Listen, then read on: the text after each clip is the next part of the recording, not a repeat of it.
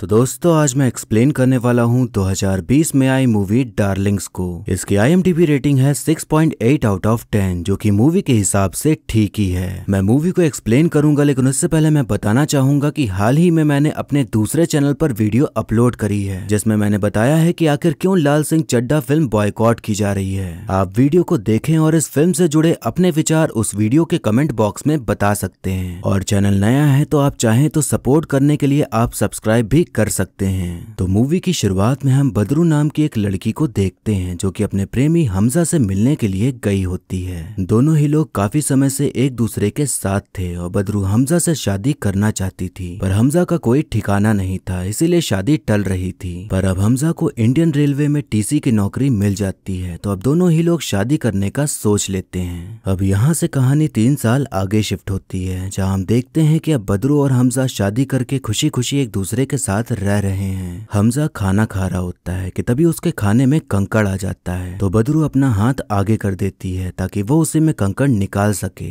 थोड़ी देर बाद एक और कंकड़ उसके मुंह में आ जाता है, पर इस बार वो उसके हाथ में कंकड़ नहीं निकालता बल्कि उसके गले को पकड़ते हुए उसे ले जाता है और उसे बहुत मारता है, वो भी बस इसलिए क्योंकि उसके खाने में कंकड़ आ गया था। अब अगले दिन सुबह सुबह हमजा बदरू से बड़े प्यार से बात कर रहा होता है और उसने कल रात जो उसके साथ किया उसके लिए माफी मांगते हुए प्यार जता रहा होता है। हमजा का प्यार देख के बदरू पिघल जाती है क्योंकि उसे लगता था कि हमजा दारू पीने के बाद ही उसे मारता पीटता है, तो इसमें हमजा की गलती नहीं है बल्कि दारू की गलती है। और हमजा अपने आप को ऐसा दिखाता भी था जैसे उसे बहुत दुख होता है बदरू को चोट पहुंचाने के बाद, लेकिन उसमें उसकी गलती नहीं बल्कि दारू की गलती है। शादी के इतने साल होने के बाद बदरू की 2 बड़ी ख्वाहिशें थी कि उसका एक अच्छा घर हो और एक बच्चा हो, तो वो बस इसी बारे में बात करती रहती थी, लेकिन हमजा बस हाँ हाँ करते हुए उसे टहलाते रहता था। अब बदरू सारा काम खत्म करने के बाद अपनी माँ से मिलने के लिए जाती है जो 2-4 घर छोड़कर रहती थी। माँ को पता था कि हमजा बदरू को मारता पीटता है और वो उसे कई बार समझा चुकी थी कि हमजा को छोड़ दो, पर बदरू हमजा से इतना प्यार करती थी कि उसे छोड़ने को तैयार नहीं थी, बल्कि यही सोचती थी कि एक दिन हमजा जरूर बदलेगा।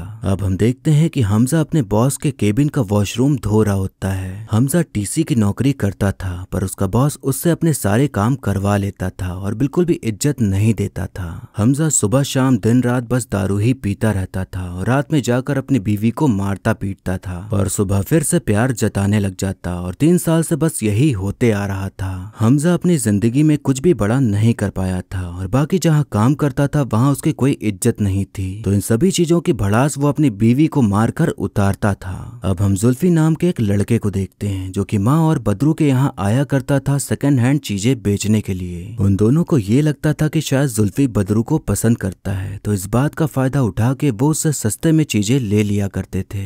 बदरू सोचती है कि अगर हमजा की दारू छूट जाए तो शायद वो सुधर जाएगा, इसीलिए वो मेडिकल से दारू छुड़वाने वाली दवा ले आती है और खाने में मिला देती है, लेकिन हमजा को ये बात पता चल जाती है, तो इस बात के लिए भी वो उसे बहुत बुरी तरह मारता है और पूरे शरीर भर में जख्म दे देता है। अगले दिन माँ फिर से उसे समझाती है कि अब तो अपना दिमाग खोलो और उसका कुछ करो, पर बदरू उनकी बातों को नहीं सुनती और सोचती है कि एक और तरीका है हमजा को बदलने का। बदरू सोचती है कि अगर उनका बच्चा हो जाए तो शायद बच्चे के आने के बाद हमजा बदल जाएगा, इसलिए वो एक लाल कलर की कामुक ड्रेस मंगवाती है ताकि उसे पहनकर जब वो हमजा के पास जाए तो उसका दिल मचल जाए और फिर बच्चा होने का प्रोसेस हो जाए। पर उस वक्त वहाँ पर रमन काका आ जाते हैं क्योंकि कॉलोनी में बिल्डर आया हुआ था जो कॉलोनी तोड़कर नई बिल्डिंग बनाकर उसमें फ्लैट देने वाला था। कॉलोनी में सभी लोग मान गए थे सिवाय हमजा के, तो उसी के चक्कर में सब अटका हुआ था, तो बदरू खुद ही बिल्डर से बातचीत करने चली जाती है, लेकिन उसी वक्त वहाँ हमजा आ जाता है और बदरू को वहाँ देखकर उसे तुरंत घर लेकर चला जाता है। बदरू हमजा को समझाने की कोशिश करती है कि हमें बहुत अच्छा घर मिलेगा, लेकिन उसी वक्त हमजा बदरू द्वारा लाई गई नई हील्स वाली सैंडल देख लेता है, तो उसे लगता है कि बदरू स्टाइलिश बनने की कोशिश कर रही है, तो अब वो उन दोनों ही बातों का गुस्सा उसको मार कर निकालता है और बदरू उसे समझाने की कोशिश करती रह जाती है, पर हमजा उसकी एक भी नहीं सुनता और अपनी हैवानियत के चलते वही करता है जो रोज करते आ रहा था। अगली सुबह हमजा फिर उसी तरह प्यार से बदरू को मनाने के लिए आता है, पर इस बार बदरू नहीं मानती, तो हमजा गुस्सा के वहां से चला जाता है, जिससे कि ये समझने मिलता है कि वो सुबह भी बस ऐसे ही प्यार दिखाता था, लेकिन अंदर से वो वही इंसान था जो रात को होता था और गलती दारू की नहीं बल्कि उसकी खुद की थी, क्योंकि दारू उसे हैवान शैतान नहीं बनाती थी बल्कि अपनी खुद की सोच के चलते वो बदरू पर ऊपर जुल्म करता था। बदरू के मन में बहुत ज्यादा गुस्सा भरा हुआ था, तो वो उसी गुस्से में घर की चीजें तोड़ने लग जाती है कि तभी वहाँ जुल्फी आ जाता है और उसे समझ आ जाता है कि फिर से हमजा ने उसे मारा है। और वो हमेशा से ही बदरू के चोट के निशान देखते आ रहा था, तो उसे पता था कि उसके साथ क्या होता है। जुल्फी बिना किसी को बताए पुलिस स्टेशन जाकर एक पुलिस वाले के जुगाड़ से हमजा के नाम कंप्लेन लिखवा देता है और फिर तब पुलिस बदरू को स्टेशन बुलाती है, जिसके साथ माँ भी आ जाती है। पहले तो उन्हें समझ नहीं आता कि उन्हें बुलाया क्यों गया है, पर जब पता चलता है तो वो भी हमजा के खिलाफ कंप्लेन लिखवाने को राजी हो जाती हैं। पुलिस ऑफिसर राजा राम को भी बदरू के चोट के निशान देखकर समझ आ गया था कि हमजा उसके ऊपर जुल्म करता है, इसलिए उनको सपोर्ट देते हुए कंप्लेन लिखने लग जाता है।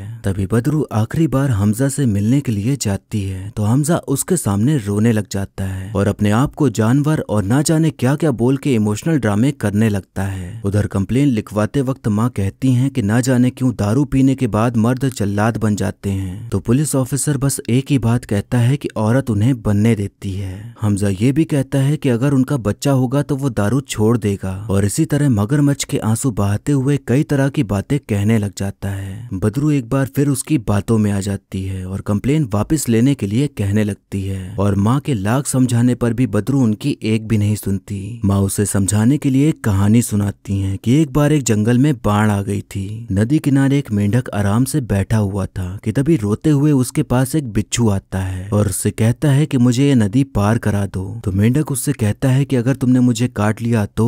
बिच्छू कहता है कि अगर मैंने तुम्हें काटा तब तो हम दोनों ही मारे जाएंगे, तो मैं खुद को क्यों मारूंगा। ये बात सुनकर मेंढक उसे अपने ऊपर बैठाकर नदी पार कराने के लिए राजी हो जाता है। अब दोनों ही लोग हंसी खुशी नदी पार करने लगे, पर जैसे ही नदी के बीच पहुंचे तो बिच्छू ने अपना डंक उठाया और मेंढक को काट लिया। मेंढक ने पूछा कि तुमने ऐसा क्यों किया, तो बिच्छू कहता है कि मैं बिच्छू हूँ, काटना मेरी फितरत है। इस कहानी से माँ बदरू को समझाने की कोशिश कर रही थी कि कुछ मर्द लोग बिच्छू होते हैं जो कभी भी नहीं बदलते। बदरू थोड़ा सोचने के बाद कहती है कि ये कहानी आपकी है, क्योंकि पिताजी आपसे प्यार नहीं करते थे, इसलिए आपको छोड़कर चले गए, और मैं और हमजा आप और अब्बू जैसे नहीं हैं। दरअसल बात ये थी कि जब बदरू छोटी थी तो उसके पिताजी घर छोड़कर ही चले गए थे, तो माँ ने जगह जगह काम करके अकेले ही बदरू को पाला था, और वो छोड़कर क्यों गए, कहाँ गए, किसी को भी नहीं पता था। अब हम देखते हैं कि सभी लोग टैक्सी में घर जा रहे होते हैं, तो हमजा को लगता है कि शायद माँ ने उसकी कंप्लेन करी थी, इसीलिए उनको अजीब तरह से छूते हुए परेशान करने लग जाता है। माँ उसका हाथ पकड़कर कहती हैं कि जो लोग औरत पर हाथ उठाते हैं उसे नामर्द कहा जाता है। इस बात पर हमजा गुस्सा जाता है और माँ को ये घूंसा मार देता है। माँ तुरंत टैक्सी से उतर जाती हैं और बदरू से पूछती हैं कि आज तुम्हें फैसला करना ही होगा कि तुम्हें क्या चाहिए। इतना सब होने के बाद भी बदरू हमजा के खिलाफ खड़ी नहीं होती, तो अब माँ उससे कभी भी बात ना करने का सोचकर वहां से चली जाती हैं। अब कहानी यहाँ से 1 महीने आगे बढ़ती है और हम देखते हैं कि हमजा अपने ऑफिस में मस्ती मजाक कर रहा होता है कि तभी उसे पेट के राइट साइड में जोर से दर्द शुरू हो जाता है, तो वो सीधा डॉक्टर के पास भागता है। डॉक्टर उसे बताती हैं कि दारू पी पी के तुम्हारा लीवर खराब हो चुका है, तो बेहतर है कि तुम दारू छोड़ दो, वरना कुछ दिन बाद तुम लुढ़क जाओगे। ये खबर सुनने के बाद टेंशन में आके हमजा घर जाता है, तो उसे बदरू सरप्राइज देते हुए बताती है कि वो पेट से है। हमजा इस बात से काफी खुश होता है और कहता है कि मैंने वादा किया था कि बच्चा होने के बाद मैं दारू नहीं पीऊंगा, तो अब से मैं दारू छोड़ रहा हूँ। और ये सुनकर बदरू काफी ज्यादा खुश होती है, पर असलियत तो ये थी कि हमजा अपने फायदे के लिए दारू छोड़ रहा था, क्योंकि उसका लीवर खराब हो चुका था। उधर हम देखते हैं कि माँ को खाना बनाने का बड़ा शौक था, तो वो खाना खजाना टीवी सीरियल देख देख कर सारी रेसिपी बनाती थी और फिर सोशल मीडिया पर पोस्ट करती रहती थी, इस उम्मीद में कि उनको लोग देखेंगे और खाने का ऑर्डर देंगे। और इन सब में जुल्फी उनका साथ देता था।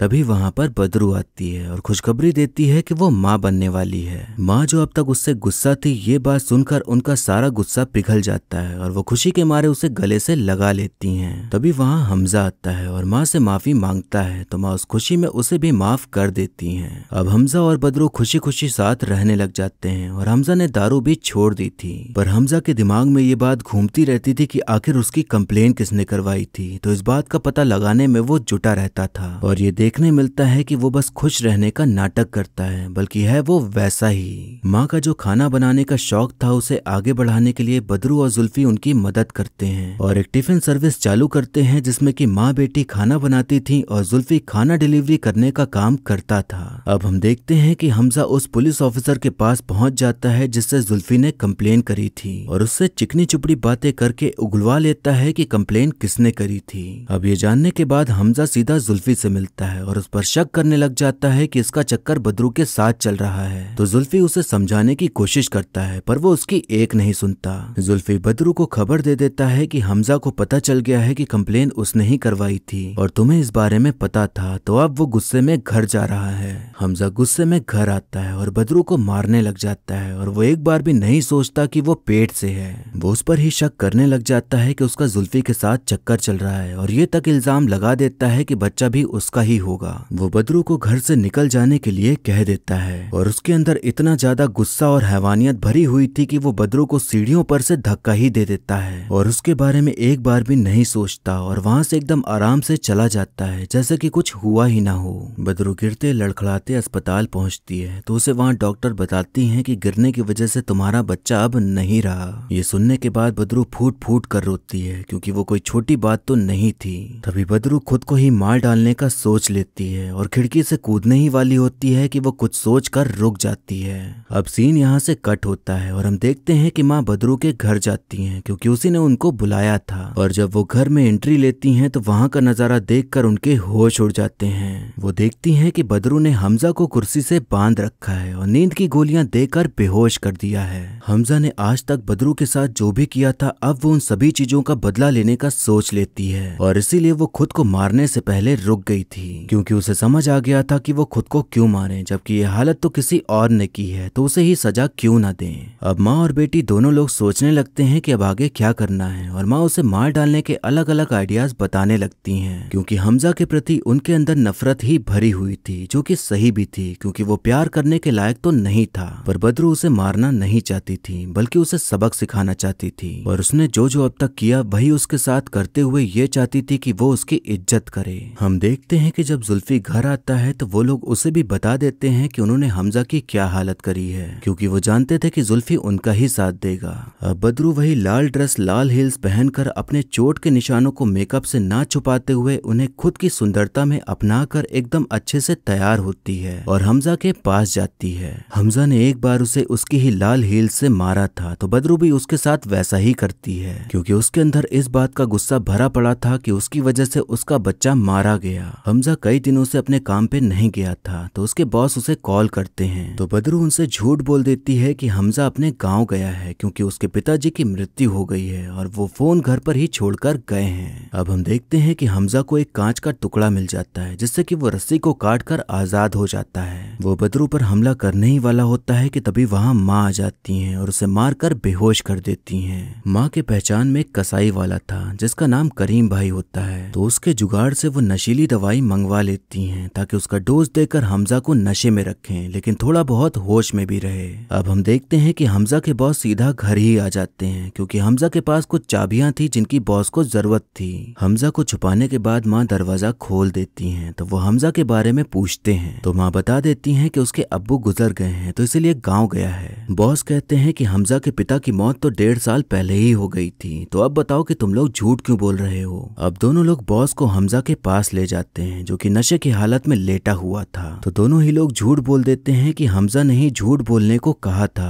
क्योंकि वो इतना ज्यादा पीते हैं कि बीमार हो गए। बॉस उन दोनों की बात का यकीन कर लेते हैं और अपनी चाबी लेकर वहां से चले जाते हैं। अब उन दोनों को एहसास होने लगा था कि ऐसे तो किसी को पता चल ही जाएगा कि हमजा को हमने किडनैप कर रखा है तो वो दोनों खुद ही पुलिस स्टेशन पहुंच जाते हैं उसकी मिसिंग की रिपोर्ट लिखवाने के लिए। उधर हमजा के ऊपर नजर रखने के लिए जुल्फी मौजूद होता है तो हमजा अपनी चिकनी चुपड़ी बातें करके जुल्फी को अपनी बोतल में उतारने लग जाता है। हमजा कहता है कि अगर मैं मारा गया तो उन माँ बेटी के साथ तुम भी जेल जाओगे लेकिन अगर तुमने मुझे छोड़ दिया तो तुम तीनों ही बच जाओगे क्योंकि मैं सब कुछ छोड़कर सीधा गाँव चला जाऊंगा और अच्छा इंसान बनकर वहाँ खेती करूंगा। पुलिस ऑफिसर कंप्लेन लिखने के बाद उनके ही घर की तलाशी लेने का कह देता है जिस बात से उनकी हालत एकदम पतली हो जाती है ये सोचकर कि जो दांव वो खेलने गए थे वो उन पर ही भारी पड़ गया। माँ सोचती हैं कि हम सारा इल्जाम जुल्फी पर ही लगा देंगे ये कहकर कि एक तरफा प्यार में हमजा को उसने किडनैप कर लिया। जब सभी घर पहुंचते हैं तो उन्हें हमजा कहीं नहीं दिखाई पड़ता क्योंकि जुल्फी ने उसकी बातों में आकर उसे छोड़ दिया था। जुल्फी बताता है कि उसने कहा कि वो गांव जाकर खेती करेगा और अच्छा इंसान बन जाएगा, तो मैंने उस पर भरोसा करके उसे छोड़ दिया। माँ पुलिस वालों के कान भर देती हैं कि जुल्फी ने ही हमजा को गायब किया है। तो पुलिस वाले जुल्फी पर ही शक करने लग जाते हैं कि बदरू के प्यार में पड़ के उसने उसके पति को गायब कर दिया है। तभी जुल्फी कहता है कि उसे बदरू पसंद ही नहीं है बल्कि उसकी माँ पसंद है। ये सुनकर एक पल को वहाँ सन्नाटा छा जाता है क्योंकि मामला तो यहाँ उल्टा ही हो गया था। पर माँ के चेहरे पर हल्की सी शर्मीली मुस्कुराहट देखने को मिलती है क्योंकि ये सुनकर उन्हें बड़ी खुशी हुई थी। तभी पुलिस ऑफिसर को खबर मिलती है कि हमजा मिल गया है। तो अब सभी लोग पुलिस स्टेशन भागते हैं। हमजा नशे की हालत में था पर फिर भी वो बताने की कोशिश कर रहा था कि उसके साथ क्या हुआ है। पर तभी वहाँ बदरू आ जाती है और खूब नाटक करते हुए उसे घर वापस ले जाने के लिए पुलिस ऑफिसर को मना लेती है।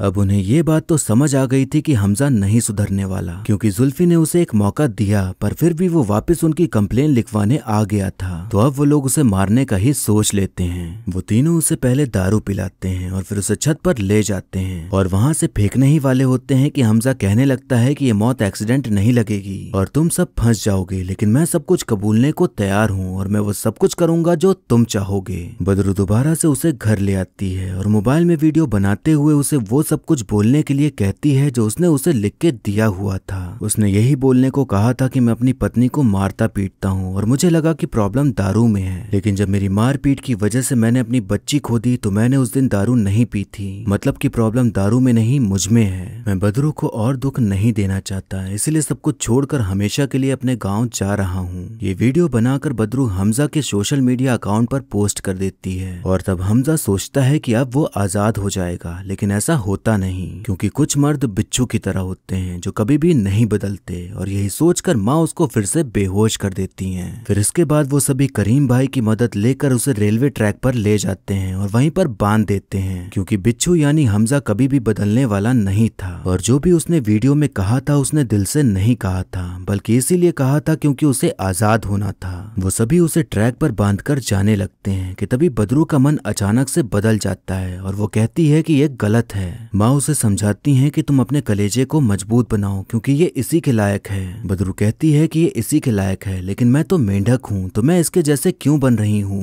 मैंने जो किया इज्जत पाने के लिए किया, लेकिन इज्जत तो मेरी है, तो मैं इससे क्यों मांग रही हूँ? इसने जो किया उसकी सजा उसे मिल जाएगी, लेकिन अगर मैंने मारा तो मुझे जिंदगी भर ये याद आता रहेगा। माँ थोड़ी देर कुछ सोचती हैं और फिर उसे छुड़ाने के लिए कह देती हैं और तब हमजा को बचा लेते हैं। उसे बचाने के बाद हमजा बदरू को फिर से मनाने लग जाता है, पर बदरू उसकी कोई भी बात नहीं सुन रही होती और उसे जाने के लिए कहने लगती है। बदरू इस बार उसकी बातों में नहीं आती तो हमजा फिर अपने असली रूप में आ जाता है और कहने लगता है कि अब मैं बताऊंगा कि बदला कैसे लेते हैं और जैसे एक बार में मैंने अपनी बेटी को मारा था वैसे ही तुझे भी मारूंगा। हमजा ऐसे ही बकवास किए जा रहा होता है कि तभी एक ट्रेन आती है और एक तिनके की तरह उसे उड़ाकर लेके चली जाती है और सभी बस देखते रह जाते हैं कि ये क्या हो गया। अब सभी लोग घर वापस जा रहे होते हैं। तभी माँ बदरू से कहती है कि तुमने जो किया सही किया, अगर मार देती तो जिंदगी भर याद आता रहता। इस बात से यहाँ पर एक राज खुलता है कि बदरू के पिता भागे नहीं थे बल्कि उसकी माँ ने उन्हें मार डाला था क्योंकि वो भी हमजा की तरह उन्हें रोज मारते पीटते थे। तो एक दिन माँ ये सब बर्दाश्त नहीं कर पाई और उन्हें खत्म कर दिया। मारने के बाद माँ बदरू को लेकर करीम भाई के यहाँ पहुंच गई क्योंकि उस वक्त भी वही थे जो उनकी मदद कर सकते थे। और फिर करीम भाई ने उनके पति की लाश ठिकाने लगा दी और फिर हमेशा यही कहानी रह गई कि वो घर छोड़कर चले गए। बदरू ने हमजा से सब कुछ बुलवा कर वीडियो बना लिया था और उसके अकाउंट से पोस्ट भी कर दिया था। तो पुलिस वाले यही सोचते हैं कि शायद हमजा ने खुद ही जाकर सुसाइड कर लिया। तो अब पुलिस भी इस केस को बंद कर देती है और अपने काम में लग जाती है। अब हम देखते हैं कि बदरू ने अकेले ही अपनी जिंदगी जीना शुरू कर दिया है और वो काफी खुश है। जो चीजें वो हमजा के साथ रहकर करती थी जैसे मूवी देखना, आइसक्रीम खाना, घूमने जाना, अब वो अकेले करने लगी है और अब उसके चेहरे पर कोई निशान नहीं बल्कि मुस्कान है। और यही मैसेज देते हुए मूवी यहीं पर खत्म हो जाती है। तो दोस्तों फिल्म के अंत में हमें यही समझने को मिलता है कि जरूरी नहीं कि किसी के साथ रहकर ही आपको सारी खुशी मिले, बल्कि अकेले रहकर भी आप अपनी खुशियों के लिए जी सकते हैं, जो कि मुझे लगता है कि बुरी बात नहीं है। अगर आपको एक अच्छा जीवन साथी मिलता है जो कि सपोर्टिव हो, आपसे प्यार करता हो और आपकी केयर करता हो, तो उसके साथ जीवन बिताना अच्छा है और उसकी खुशी में भी अपनी खुशी देखना सही लगता है। पर जब जीवन साथी हमजा जैसा हो तो जीवन अकेले बिताना ज्यादा बेहतर है, क्योंकि तब आपकी सारी खुशियां खत्म हो जाती हैं और आपकी जिंदगी नरक बन जाती है। तो जिस समाज ने नियम बनाए हैं कि शादी बनाए रखने के लिए थोड़ा सहना जरूरी होता है, उस नियम को तोड़ते हुए आप इस नरक से निकल जाएं तो ज्यादा बेहतर है। ये बात महिला और पुरुष दोनों में ही लागू होती है, क्योंकि सिर्फ पुरुष ही शादी होने के बाद अत्याचार नहीं करते, बल्कि महिलाएं भी करती हैं। ऐसे भी कई केसेस हैं जिसमें कि देखा गया है कि शादी के बाद महिलाएं ब्लैकमेल करती हैं झूठे केस में फंसाने के लिए, या अपने बूढ़े सास ससुर को परेशान करती हैं। तो चाहे महिला हो या पुरुष, अगर कोई भी अपने साथी से परेशान हो तो तब साथ निभाना जरूरी नहीं होता, बल्कि अलग होना ही बेहतर है। बात यहाँ पर अगर डोमेस्टिक वायलेंस यानी कि घरेलू हिंसा की करें तो ये हर घर की कहानी है और हमेशा से होता आ रहा है, और इस बात को बड़ा ही नॉर्मल लिया जाता है, ये कहकर कि शादी में तो ऐसा होता रहता है। फिल्म में बदरू की माँ काफी सपोर्टिव थी, पर अक्सर ये होता है कि घर वाले ज्यादा सपोर्टिव नहीं होते, बल्कि वही कह देते हैं कि इतना तो सहना ही पड़ेगा। इसमें उनकी गलती भी नहीं है, क्योंकि ये एक प्रथा टाइप की बन जाती है कि हमने सहा है तो तुम्हें भी सहना होगा, क्योंकि शादी में तो यही होता है। फिर इसी के चलते चीजें होती रहती हैं और फिर चीजें इतनी ज्यादा बढ़ जाती हैं कि जीना मुश्किल हो जाता है। फिर जब बच्चे हो जाते हैं, परिवार हो जाता है, तो फिर औरत को सभी चीजों का सोचना पड़ता है और फिर वो इस झंझाल में फंसकर रह जाती है। इसीलिए हमें तभी एक्शन ले लेना चाहिए जब पहली बार आपके साथ गलत हो, नहीं तो वो गलत फिर बढ़ता ही चला जाता है। और ये बिल्कुल भी नहीं सोचना चाहिए कि लोग क्या कहेंगे। जब आपके ऊपर अत्याचार हो रहा था तब जब लोग नहीं आए तो फिर लोगों के बारे में सोचना ही क्यों। मैंने थप्पड़ मूवी एक्सप्लेन करी थी तो उसमें कई कमेंट आए कि एक थप्पड़ मारने पे इतना ड्रामा क्यों किया। घरेलू हिंसा के लिए एक थप्पड़ भी बहुत होता है और वो भी उसने सबके सामने मारा था। तो मुझे नहीं लगता कि अगर एक औरत एक मर्द को भरी भीड़ में थप्पड़ मारती तो वो कुछ भी रिएक्शन नहीं देता। मुझे तो लगता है कि वो पलटकर और मारता। ध्यान रखिए कि मैं शादी में हुए घरेलू हिंसा की बात कर रहा हूँ और कोई बाहरी इंसिडेंट की बात नहीं कर रहा। वो आपको एक थप्पड़ लग सकता है, पर जब आपको पड़ेगा तभी आपको समझ आएगा कि वो बस एक थप्पड़ नहीं होता। उस थप्पड़ के पड़ने पर आपकी इज्जत की ऐसी की तैसी हो जाती है। उसने थप्पड़ मारा तो औरत एक बार को माफ कर भी सकती थी अगर वो अपनी गलती मान लेता, पर उसे यही लगा कि ये कोई बड़ी बात नहीं है और उस चीज के लिए माफी भी नहीं मांगी। तो तब ये एक बहुत बड़ी बात हो गई, क्योंकि उसे अपनी गलती का एहसास भी नहीं हुआ कि उसने किया क्या है। तो इस वक्त पर सामने वाले को एहसास दिलाना जरूरी होता है कि उसने जो किया वो गलत था, ताकि आगे चलकर वो और गलत ना करे। हमजा गलत पे गलत करते आ रहा था और हर बार गलत करने के बाद वो माफी मांगता और दारू को ब्लेम करता कि उसकी वजह से सब होता है। पर जब उसने बदरू को सीढ़ियों से धक्का दिया तब उसने दारू नहीं पी थी, जिसका मतलब कि दारू की गलती कभी थी ही नहीं। उसे बहुत बार सुधरने का मौका मिला, पर उसने हर मौके का फायदा उठाया और आखिर तक वो नहीं सुधरा, जिसके चलते उसे खुद ही सजा मिल गई। और एक और मूवी एक्सप्लेन करी थी जो कि मूवी तो नहीं थी बल्कि एक शॉर्ट फिल्म थी, जिसका नाम था एक दुआ। उसमें एक मुस्लिम फैमिली दिखाई गई जिनको लड़का चाहिए था, तो जब लड़की हुई तो उसका अबॉर्शन करवा दिया गया। तो उस शॉर्ट फिल्म में मैसेज देने की कोशिश करी गई कि लड़की पैदा होना कोई गलत नहीं है, पर इस मैसेज को समझने के बजाय लोगों को ये दिखा कि इसमें मुस्लिम धर्म दिखाया गया है और हमें बुरा दिखाया गया है। लोग अब फिल्म का मैसेज समझने के बजाय ये देखने में ज्यादा रुचि दिखाते हैं कि किसका क्या नाम है और किस धर्म को दिखाया गया है, ताकि फिर उस पर अपनी टिप्पणी कर सकें। मुस्लिम फैमिली को लेकर कुछ दिखाया जाए तो वो लोग बुरा मान जाते हैं और कहते हैं कि हमें ऐसा क्यों दिखाया, और वहीं दूसरे धर्म के लोग कहते हैं कि हाँ इनके यहाँ तो ऐसा ही होता है। वहीं हिंदू फैमिली को लेकर दिखाया जाए तो वो लोग बुरा मान जाते हैं और वहीं दूसरे धर्म के लोग बोलते हैं कि हाँ इनके यहाँ तो ऐसा ही होता होगा। इस धर्म की बहसबाजी में फिल्म में जो मैसेज होता है उसकी आवाज कहीं दब सी जाती है और उसे सुनने वाला कोई नहीं होता। साफ बात मैं यहाँ ये कहना चाहूंगा कि महिलाओं पे अत्याचार, पुरुषों पे अत्याचार, या माँ बाप पर अत्याचार, या लड़की होने पर इलीगल अबॉर्शन करवा देना और ऐसे ही कई सारे जो क्राइम है वो हर फैमिली में होते हैं और इसका धर्म से लेना देना है ही नहीं। लोग अपने धर्म को डिफेंड करने लग जाते हैं और ऐसा जताते हैं कि उनके धर्म में रहने वाले लोग तो ऐसा करते ही नहीं है। पर सच तो ये है कि धर्म तो हमें कुछ भी गलत करना नहीं सिखाता, लेकिन फिर भी इंसान गलत काम करता ही है, फिर चाहे वो किसी भी धर्म का हो। यहाँ मैं धर्म को नहीं बल्कि लोगों को गलत कह रहा हूँ जो धर्म का सहारा लेकर अपनी गलतियों को छुपाने की कोशिश करते हैं और कहते हैं कि हमारे में तो ऐसा कुछ होता ही नहीं है। अगर ऐसा ही होता तो इतने कायदे कानून कानून बनाने की जरूरत ही न पड़ती और देश एकदम अच्छे भले लोगों से भरा होता, पर ऐसा तो बिल्कुल भी नहीं है। तो सभी को ये बात समझनी पड़ेगी कि इन सब चीजों का धर्म से लेना देना नहीं है, बल्कि हम इंसान ही हैं जो अच्छी या बुरी चीजें करते हैं। तो धर्म को साइड करके जो समाज में गंदगी फैली हुई है और ऐसे लोग जो इस तरह के काम करते हैं उन पर एक्शन लिया जाए तो ज्यादा अच्छा होगा। इस फिल्म में पुलिस ऑफिसर को बहुत ही ज्यादा सपोर्टिव दिखाया गया है, जो कि बहुत नई बात है, क्योंकि ज्यादातर फिल्मों में तो पुलिस को विलन के रूप में ही दिखाया जाता है। तो लोग ये कह सकते हैं कि जब पुलिस वाला अच्छा मिला था तो बद्रू को पुलिस कंप्लेन ही लिखवानी चाहिए थी, कानून को खुद के हाथ में नहीं लेना चाहिए था। पर बात यहाँ ये है कि बद्रू का खून तब खौला जब उसकी बच्ची मारी गई। अगर वो कंप्लेन लिखवाती भी तो बस ज्यादा से ज्यादा डोमेस्टिक वायलेंस के केस में 3-4 साल के लिए जेल होती और फिर वो छूट जाता, तो उसे एक बच्चे को मारने की सजा तो नहीं मिलती, और जो दर्द और पीड़ा उसने सही उसके लिए इतनी सजा तो कम ही है। तो शायद इसीलिए उसने ये कदम उठाया और खुद ही सजा देने का सोच लिया।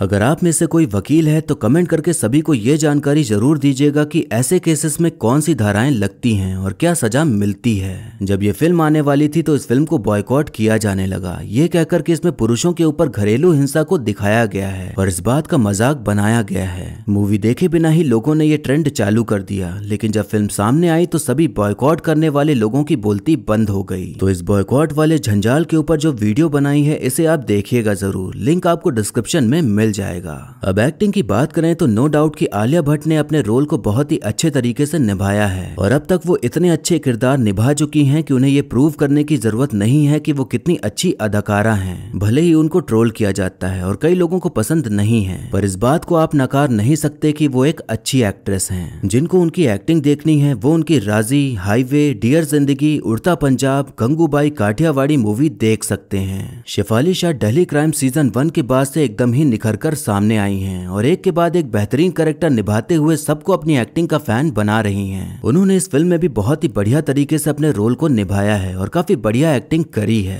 वहीं विजय वर्मा भी काफी जाने माने कलाकार हैं और एक्टिंग के मामले में वो भी बेस्ट माने जाते हैं और उनकी एक्टिंग भी सही देखने को मिलती है। बाकी और जितने भी सह कलाकार हैं उन सभी ने अपने रोल को काफी अच्छे से निभाया है। मैं बस यही कहना चाहूंगा कि अगर किसी के साथ ऐसा कुछ हो रहा है तो आपको सहने की जरूरत नहीं है, आप उस माहौल से निकल सकते हो। शादी के बंधन में प्यार, केयरिंग, लगाव, घूमना फिरना, हंसना बोलना, एक दूसरे के साथ टाइम बिताना होता है, पर ये किसी को हक नहीं मिलता कि वो एक दूसरे के ऊपर हाथ उठाए या मारे पीटे। मस्ती मजाक में सभी लड़ाइयां करते हैं, पर जब बात सीरियस हो तो उसे टाले नहीं, बल्कि एक फैसला लें और सोच समझ कर समझें कि आपको अपनी लाइफ के साथ क्या करना है। तो ये था एक्सप्लेनेशन डार्लिंग्स मूवी का। आपको मूवी और मेरा एक्सप्लेन करना कैसा लगा ये कमेंट करके जरूर बताइएगा, और ऐसे ही आने वाली वीडियोस देखते रहने के लिए हमारे चैनल को सब्सक्राइब करें और बेल आइकन दबा दें, जिससे कि आपको नई वीडियोस की नोटिफिकेशन मिल जाएगी। आप चाहें तो मुझे इंस्टाग्राम या फिर फेसबुक पर भी फॉलो कर सकते हैं, लिंक आपको डिस्क्रिप्शन में मिल जाएगा। और वीडियो अच्छी लगी हो तो लाइक जरूर करें, आपके लाइक और कमेंट से मुझे और भी वीडियोस बनाने का मोटिवेशन मिलता है। तो मिलते हैं नेक्स्ट वीडियो में, तब तक के लिए टाटा,